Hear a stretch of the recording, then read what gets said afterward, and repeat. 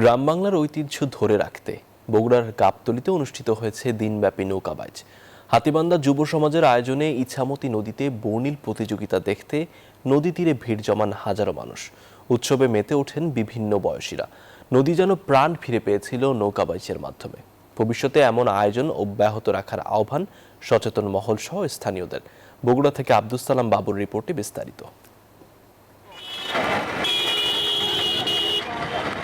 নদীতে বৈঠার ছন্দে দর্শকদের উল্লাসে হয়ে গেল গ্রাম বাংলার শত বছরের ঐতিহ্যবাহী ডিঙ্গি নৌকার বাইচ।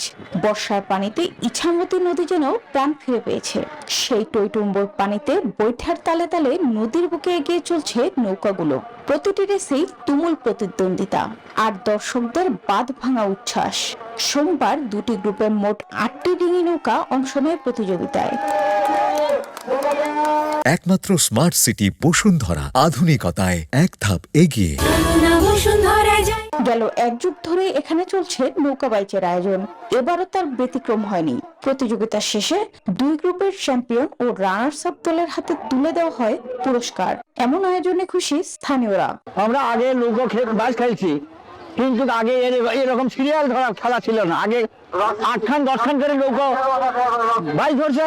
এবারে কিছু বছর যাতে নৌকা হয় সেটা আমরা প্রতিষ্ঠা চাই। যারা এই খেলাটা আয়োজন করেছে তাদেরকে ধন্যবাদ দিতে হয়, এবং তারা যেই আয়োজন করে আমাদের জন্য যে বিনোদনের সুযোগ করে দিয়েছে, এটা আমাদের জন্য অনেক ইতিবাচক একটি ঘটনা।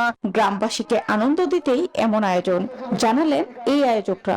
আমার গ্রামের জনগণ খুব ভালোবাসে, তারা আবদার করে এই হিসেবে খেলা পরিচালনা করে, তাতে আমার লোকজন আনন্দ পায়।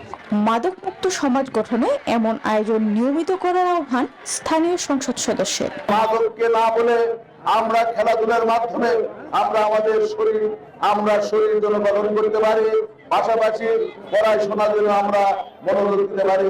নৌকা বাইচ শুধু প্রতিযোগিতা নয়, গ্রাম বাংলার ঐতিহ্য ও হাজারো মানুষের মিলন মেলা বলছেন স্থানীয়রা। Desk report, news 24।